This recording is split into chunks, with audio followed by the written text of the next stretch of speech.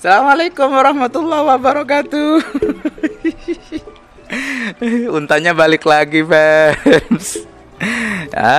It's reading time. Ini waktunya kita membaca. Waktunya tas kita sekarang nih. Kalau kalian suka kontennya, terutama sama si Unyu-Unyu nih, si Unta yang baik hati dan tidak sombong, jangan lupa di subscribe ya. Kalau yang belum subscribe, di subscribe. Dan kalau kalian yang sudah subscribe, jangan lupa loncengnya dihidupin ya.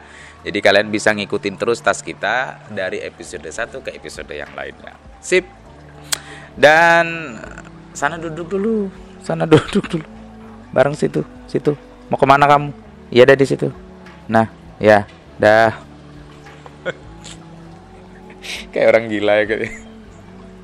Kita di outdoor lagi nih, fans. Dan di tempat yang sama seperti beberapa konten-konten yang lalu.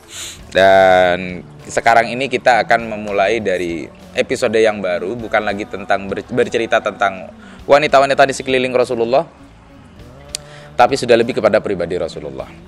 Nah, kenapa kok saya mulai dari wanita-wanita itu? Karena fenomena yang terjadi sekarang, banyak sekali orang-orang yang mencibir istri-istri baginda Rasulullah SAW, dan itu sangat disayangkan sekali. Jadi saya mumpung sudah ada bukunya dan sudah ada referensinya, jadi saya mulai dari itu. Dan sekarang kita akan bercerita tentang napak tilas baginda Rasulullah SAW dari hal-hal yang terpenting, yang sangat penting sekali, walaupun semuanya penting. Dari awal kelahiran baginda Rasulullah sampai kewafatan Rasulullah, semuanya tidak ada yang mubadzir, semuanya tidak ada yang sia-sia. Tapi saya sengaja ini bukan diacak, tapi saya ambil peristiwa-peristiwa yang penting untuk kita jabarkan, penting juga untuk kita ceritakan, terutama juga sesuai dengan pengalaman pribadi saya. Nah, kita akan masuki bab wahyu. Jadi awal baginda Rasulullah SAW, Muhammad bin Abdullah bin Abdul Muttalib bin Abdi Manaf Rasulullah SAW, mohon maaf saya sedikit ngeblank, menerima wahyu pertama kali. Rasulullah SAW terbiasa menyepi pada bulan Ramadan di sebuah gua di Gunung Mekah yang disebut Gua Hira. Gua tersebut adalah sebuah ceruk di gunung.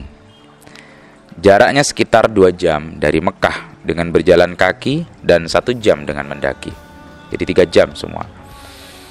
Rasulullah mendapatkan kenikmatan. Mohon maaf kalau bahasanya di sini saya rubah. Sebenarnya yang asli konteksnya di sini adalah teksnya di sini bukan konteks. Teksnya di sini adalah Muhammad. Rasulullah mendapatkan kenikmatan dengan tinggal berhari-hari di gua ini. Berpuasa di siang hari dan beribadah pada malam hari. Menyendiri jauh dari manusia, dari hiruk pikuk kehidupan dan perseteruan manusia. Baik persaingan mereka, kedengkian mereka, dan kekerdilan diri mereka. Jadi bagi kalian FYI, for your information, yang masih belum tahu nih atau yang mungkin sudah tahu, sekedar mengingatkan, Gua Hira ini memang ceruk ya, ceruk yang di bawah gunung. Jadi kita naik ke atas gunung, kemudian ketika nyampe di puncaknya, dan ini gunung bukan seperti gunung di Indonesia ya fans, tapi gunung yang memang ada di Makkah, ada memang yang lumayan tidak tinggi, ada yang sangat tinggi sekali seperti Gua Thur. Nah, kalau Gua Hira ini terletak di sebuah gunung, yang gunungnya ini gampang sekali untuk didaki. Menurut orang-orang dulu ya, sebenarnya kalau waktu saya pernah ke sana memang waktunya sangat lama sekali. Pernah dulu kita datang bersama dengan teman-teman itu, berangkat dari rumah kita ke sana sebentar, setengah jam. Terus kemudian nyampe di sana itu yang baru lama. Jadi dari jam 3 kita berangkat dari rumah, kemudian nyampe di atas, sampai kemudian di atas nih belum turun, agak turun lagi tuh karena dikatakan ceruk di gunung ya. Jadi dari atas puncak gunung itu mau turun gitu, itu masih berjarak sekitar 3 jam. Jadi dari jam 3 kita sampai jam 6 di sana, kita subuhan di sana, baru kemudian kita turun ke Gua Hira.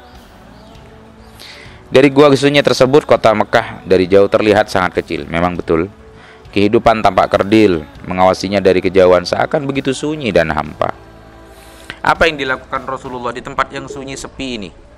Tempat yang Manusia sendiri sangat enggan untuk datang ke sana, jauh dari manusia, jauh dari istrinya yang dia cintai dan mencintainya, dan jauh dari rumah yang di sanalah terdapat segala kesenangan hidup. Sedangkan Rasulullah adalah seorang pedagang yang sangat mahir. Allah telah memudahkan untuknya dengan harta yang berlimpah. Juga Sayyidah Khadijah adalah sebaik-baik istri dan pendamping yang menambah kebahagiaan dan kesenangan di dalam rumah.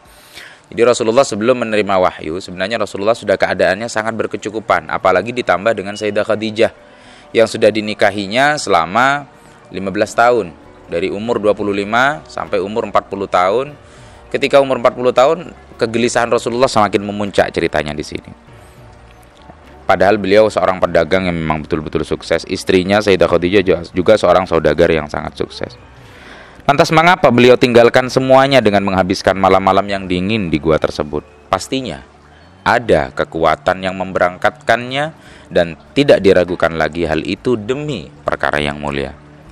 Berhari-hari menghabiskan waktu di gua ini, beliau mendapati kenikmatan yang tidak pernah dialami sebelumnya. Sebab di sana tidak ada pertikaian, tidak ada persaingan, tidak ada ketergesaan dalam alur kehidupan.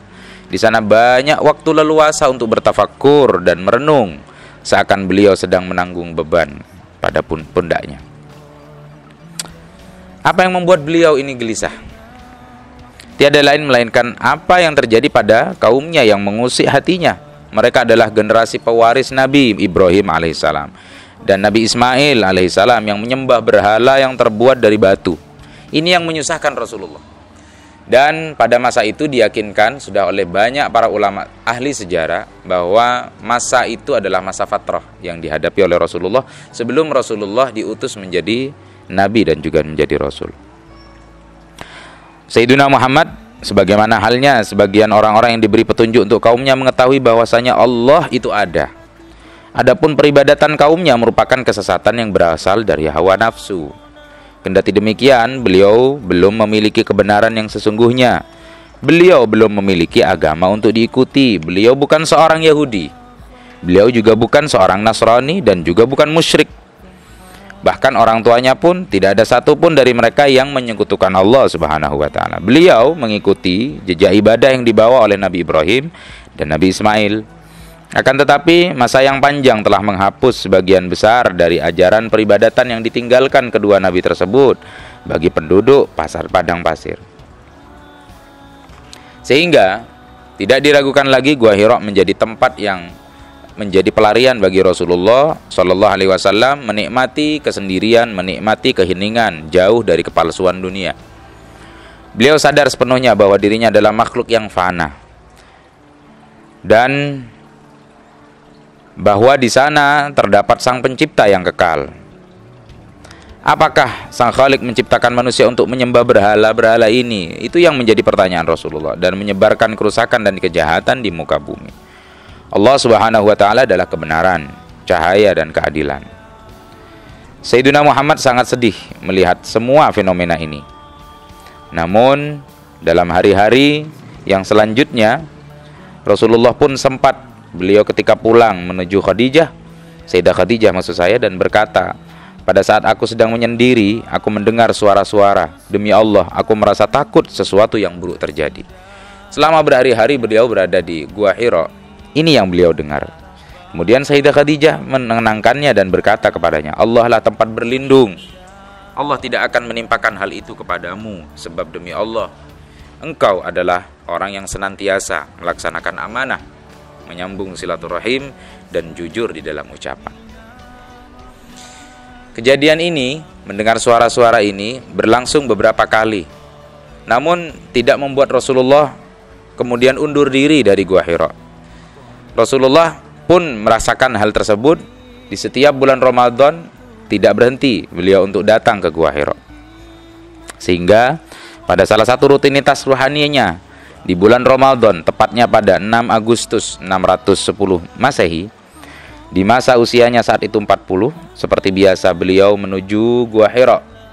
Lalu pada suatu malam yang selanjutnya dikenal dengan malam Lailatul Qadar yang diagungkan hingga hari akhirat, yang sangat tenang dan senyap, setelah Rasulullah selesai melaksanakan ibadahnya dan rohaninya telah berlepas diri hingga dia merasa tentram, dan di saat dia bersiap untuk tidur, terjadilah peristiwa itu.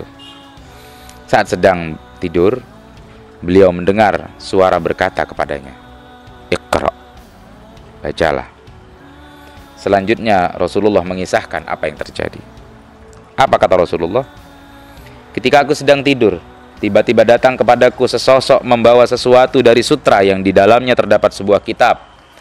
Kemudian dia berkata, 'Bacalah.' Aku menjawab, 'Aku tidak bisa membaca. Ma ana biqari.' Dia pun memelukku sangat erat seakan aku hampir mati. Lalu dia melepaskanku dan berkata, 'Bacalah.' Aku menjawab, 'Aku tidak bisa membaca.' Lalu dia merangkulku yang kedua kalinya sampai aku kepayahan. Kemudian dia lepaskan lagi dan berkata, 'Bacalah.' Aku menjawab, 'Aku tidak bisa membaca.' Maka dia merangkulku yang ketiga kalinya sampai kukira akan mati. Lalu dia lepaskan dan berkata lagi, 'Bacalah.' Aku membaca. Apa yang aku baca? Aku menjawab, kata Rasulullah, 'Apa yang aku baca?' Aku berkata seperti itu agar dia tidak mengulangi apa yang sebelumnya dia lakukan terhadap diriku. Lalu dia berkata, 'Bacalah dengan menyebut nama Tuhanmu yang menciptakan. Dia telah menciptakan manusia dari segumpal darah. Bacalah, dan Tuhanmu lah yang maha pemurah, yang mengajar dengan perantaraan kalam. Dia mengajarkan manusia dari apa yang tidak diketahuinya. Iqra bismi rabbikal ladzi khalaq, khalaqal insana min 'alaq. Iqra wa rabbukal akramul ladzi 'allama bil qalam, 'allamal insana ma lam ya'lam." Ini adalah ayat pertama yang turun pada Rasulullah sallallahu alaihi wasallam. Maka aku membacanya hingga selesai. Subhanallah. Lalu dia meninggalkanku. Aku seperti diberikan mimpi, seolah-olah tertulis di hatiku sebuah kitab. Allah. Tak lama kemudian bangunlah Rasulullah dari tidurnya dengan rasa takut. Beliau menoleh ke sekelilingnya, tetapi tidak menemukan apa-apa. Beliau pun lari dari gua itu dengan penuh kebingungan, sebab tidak menemukan tafsiran atas apa yang sudah terjadi. Beliau pergi ke salah satu jalan di bukit, bertanya-tanya pada dirinya akan mimpi yang baru dialaminya. Beliau bercerita, Rasulullah bercerita, "Aku keluar hingga sampai di tengah bukit, aku mendengar suara dari langit. Seseorang berkata, 'Hai Muhammad, engkau utusan Allah dan aku adalah Jibril.' Aku mengangkat kepalaku dan melihat ke langit. Dia adalah Jibril dengan wujud lelaki yang kakinya membentang di ufuk timur. Dia berkata, 'Wahai Muhammad,'" jadi malaikat Jibril ketika mendapati Rasulullah setelah wahyu yang pertama kali diwahyukan, tidak mengkangkang ya, atau tidak kakinya di sebelah timur yang satu, kemudian satunya lagi di sebelah barat, tidak. Tapi kaki daripada malaikat Jibril itu berada di ufuk timur, memenuhi ufuk timur. Dia berkata, "Wahai Muhammad, engkau adalah utusan Allah dan aku Jibril." Aku berdiri, kata Rasulullah, untuk melihatnya tanpa maju dan mundur. Aku arahkan pandanganku kepadanya di ufuk langit, dan aku tidak melihat arah manapun, melainkan aku lihat dia berada di sana. Artinya, malaikat Jibril berada di seantero langit. Aku berdiri diam, terpaku, tidak maju dan tidak mundur, hingga akhirnya Khadijah mengutus orang-orangnya untuk mencariku. Mereka tiba di dataran tinggi Mekah dan kembali menemui Khadijah, sedangkan aku tetap berdiri di tempatku semula. Setelah Jibril pergi, aku pun kembali kepada keluargaku. Sayyidina Muhammad kembali bergetar hatinya oleh rasa takut hingga beliau berhadapan dengan Sayyidah Khadijah. Sayyidah Khadijah memperhatikan apa yang terjadi kepada suaminya, lalu dia mengusap wajahnya. Dia berkata, "Sepertinya engkau masih terpengaruh pada apa yang engkau lihat dan dengar akhir-akhir ini," kata Sayyidah Khadijah. Rasulullah berkata, "Wahai Khadijah, apakah engkau tahu? Aku telah melihat apa yang kulihat dalam mimpiku dan mendengar suara yang aku dengar saat aku terjaga hingga membuatku takut. Sungguh dia adalah Jibril yang telah menampakkan dirinya kepadaku dan berbicara denganku, serta membacakan untukku perkataan yang aku terkejut mendengarnya. Kemudian dia kembali dan memberitahuku bahwa aku adalah nabi umat ini." Bagaimana Sayyidah Khadijah menanggapi? "Bergembiralah wahai suamiku dan tegarlah demi zat yang jiwa Khadijah berada di tangannya, sungguh aku berharap kiranya engkau menjadi nabi untuk umat ini. Respon yang sangat luar biasa dari seorang Khadijah, seorang istri yang sangat mendukung suaminya, tidak mengatakan suaminya gila, tidak mengatakan suaminya orang yang stres, tidak mengatakan suaminya orang yang tidak waras. Sungguh sangat mulia sekali Sayyidah Khadijah radhiyallahu taala anha wa ardhaha, Khadijatul Kubra. Mudah-mudahan kita mendapatkan keberkahannya. Kemudian Khadijah bangkit dan pergi menemui Waraqah bin Naufal. Dan apa yang terjadi? Pembicaraan antara Sayyidah Khadijah dengan Sayyidina Waraqah bin Naufal. Kita tunggu episode-episode selanjutnya, bagaimana tentang perjalanan wahyu yang luar biasa dari baginda Rasulullah sallallahu alaihi wasallam. Dan mudah-mudahan kita dari cerita-cerita ini bisa mendapatkan keberkahan dari cerita ini, bahwa kita adalah orang-orang yang sudah berada di jalan yang benar, di jalan baginda Nabi Muhammad sallallahu alaihi wasallam, yang sama sekali tidak sinting, sama sekali tidak gila, sama sekali beliau tidak disebut orang-orang yang tidak memiliki pendidikan. Kita berada di jalur Nabi Muhammad sallallahu alaihi wasallam, yang mana beliau bersama dengan seorang istri yang sangat luar biasa. Bergembiralah kalian, wahai teman-temanku, BEM sekalian. Kita berada di jalur baginda Rasulullah, maka kini tugas kita bagaimana kita bisa membanggakan baginda Rasulullah sallallahu alaihi wasallam sebagai orang-orang yang waras, sebagai orang-orang yang tidak gila. Kita gunakan intelektualitas kita gunakan kreativitas kita untuk baginda Nabi Muhammad sallallahu alaihi wasallam dan Sayyidah Khadijah Al-Kubra dan seluruh keluarga beliau yang mulia dan seluruh sahabat beliau yang adil, alim, alama. Amin ya rabbal alamin. Kalau kalian suka, silakan kalian share. Kalau ada yang mau ditanyakan atau mungkin kalian ingin mengatakan sesuatu, silakan komentar di bawah sini. Jangan sungkan-sungkan. Jangan lupa ikuti juga Facebook kita Fal Hasan, ikuti juga Instagram kita Fal Hasan, dan juga Twitter kita Fal Sky. Di situ insyaallah terupdate berita-berita terbaru tentang channel kita di sini. Terima kasih banyak BEM sudah mengikuti dari awal sampai akhir. Kurang dan lebihnya mohon maaf. Assalamualaikum warahmatullahi wabarakatuh.